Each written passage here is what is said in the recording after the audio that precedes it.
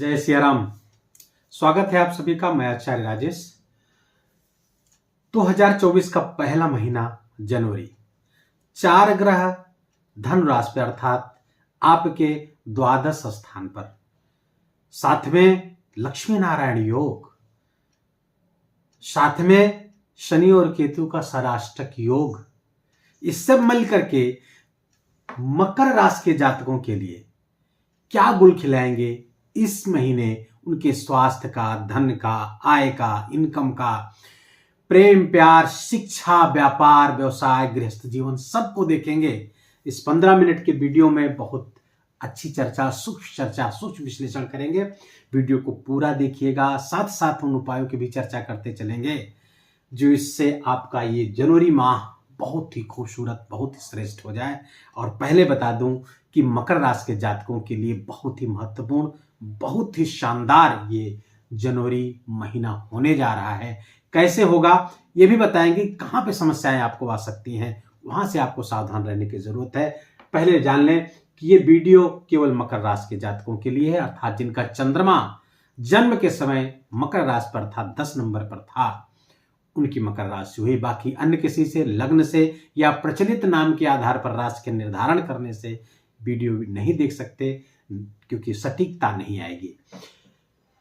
प्रारंभ करें तो देखें पहले तो आपके इस महीने ग्रहों की क्या स्थिति है, आकाश मंडल पर कैसे सजे हुए हैं। जरा फोटो, ऊपर की एक फोटो की झांकी लेते हैं। ये देखिए 1 जनवरी की स्थिति। आपके लग्न स्थान पर सूर्य विराजमान है, लेकिन ये सूर्य कब आएंगे, यहां पर 15 जनवरी से आएंगे। इसके पहले आपके द्वादश स्थान पर रहेंगे और द्वितीय स्थान पर शनिदेव अपनी मूल त्रिकोण राशि पर बैठकर कामधेनु नामक धन योग बना करके बैठे हुए हैं। धन योगों में से बड़ा श्रेष्ठ धन योग होता है कामधेनु नामक धन योग। ये शनिदेव की स्थिति। राहु, मैंने बार बार बताया है कि फल दीपिका, बृहत् पाराशर होरा शास्त्रम, बृहत् जातकम, सर्वार्थ चिंतामणि, तमाम ग्रंथ राहु के तृतीय गोचर को बहुत ही शुभ मानते हैं, राजयोग कारक मानते हैं। तृतीय श्लोक आता है, मानसागरी का श्लोक बोल रहा हूं, तृतीय षष्ठे एकादशे राहु राजयोगो प्रचक्षते, अर्थात गोचर में तृतीय छठे और एकादश पर आता है तो राजयोग प्रदान करता है। यहाँ राहु बहुत शुभ स्थिति में, शनि शुभ स्थिति में, राहु शनि शुभ स्थिति में और गुरु केंद्र में। पुनः एक और जबरदस्त योग, केंद्र का गुरु बहुत सर्वोत्तम होता है। लिखा हुआ है कि किम कुर्वंत ग्रहे सर्वा यदि केंद्रस्थ बृहस्पति। केंद्र में अगर गुरु बैठा हुआ है तो सारे ग्रह मिलकर के भी आपका क्या बिगाड़ सकते हैं।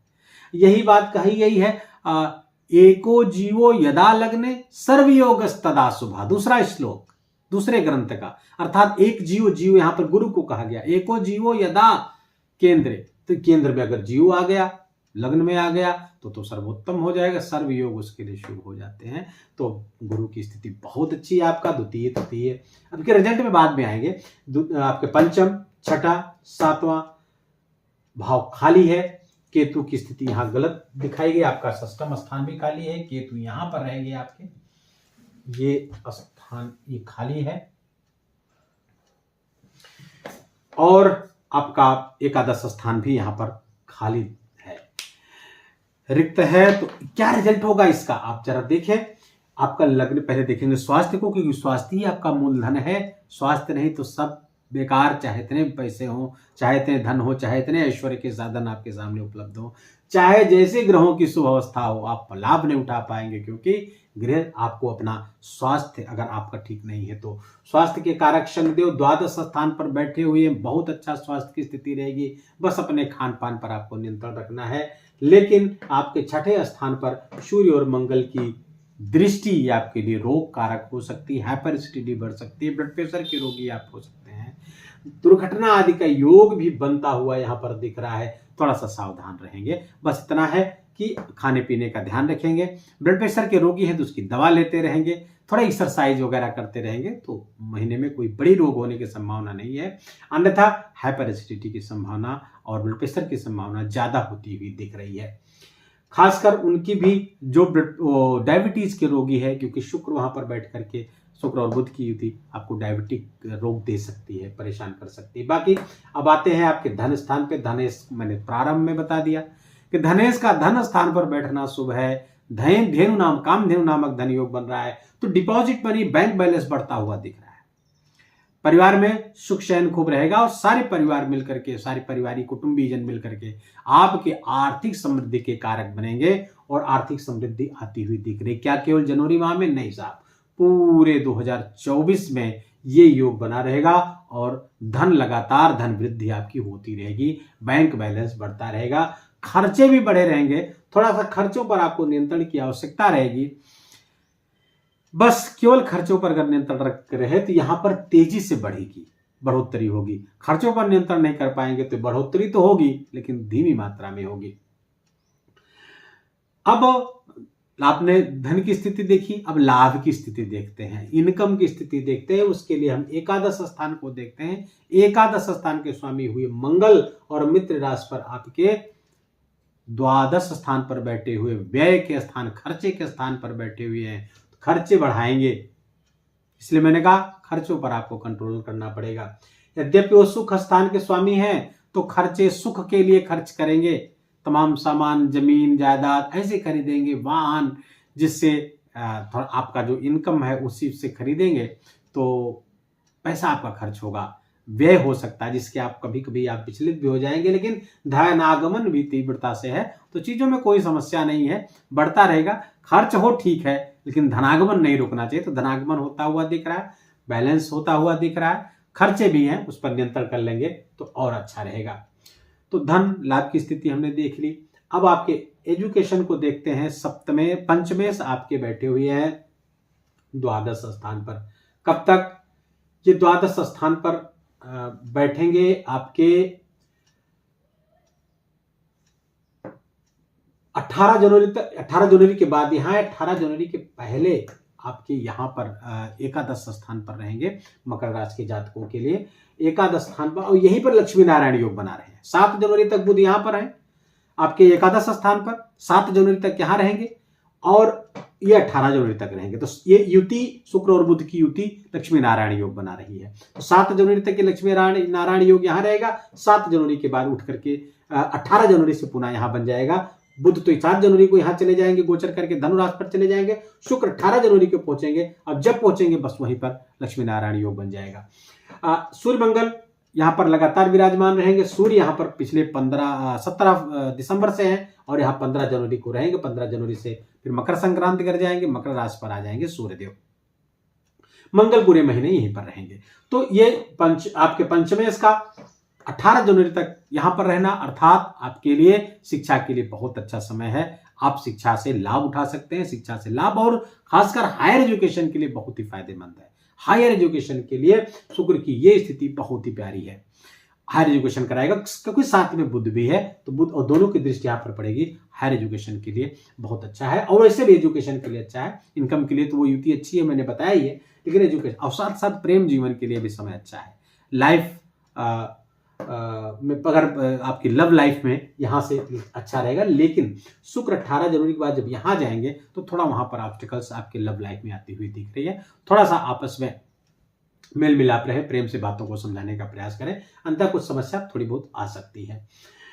बच्चों की स्थिति देखें तो बच्चों के लिए भी वही स्थिति है, अच्छी स्थिति है। 18 जनवरी तक तो बहुत अच्छी, उसके बाद थोड़ी सी समस्याएं बच्चों को आ सकती हैं, उनकी शिक्षा आदि में समस्या पैदा हो सकती है। गृहस्थ जीवन को देखें तो गृहस्थ जीवन के स्वामी हुए चंद्रमा, और चंद्रमा मकर राशि में चंद्रमा में कोई दिक्कत खास नहीं आती है। और इसमें गुरु की केंद्र में स्थिति और बाद में शुक्र जब बाद में यहां पर आएंगे, यद्यपि 15, हाँ एक चीज मैं बता रहा हूं, 15 जनवरी के बाद गृहस्थ जीवन में कुछ समस्याएं आपको आती हुई दिख रही हैं, क्योंकि सूर्य की दृष्टि जब आपके सप्तम स्थान पर पड़ेगी तो ये गृहस्थ भाव को तोड़ते हैं, ये दृष्टि अच्छी नहीं है, तो थोड़ा सा यहाँ सावधान रहेंगे। और मंगल की जो दृष्टि है 8वीं दृष्टि यहाँ पर पड़ेगी, तो जीवन साथी के स्वास्थ्य में कुछ समस्या आती हुई दिख रही हैं, या आपस में अलगाव की स्थिति आ सकती है, दूर रहना पड़ सकता है। भले कामकाज के सिलसिले में जाना पड़े, लेकिन कुछ यहाँ पर मतभेद और अलगाव, दो चीजें यहाँ पर जनवरी माह में होती हुई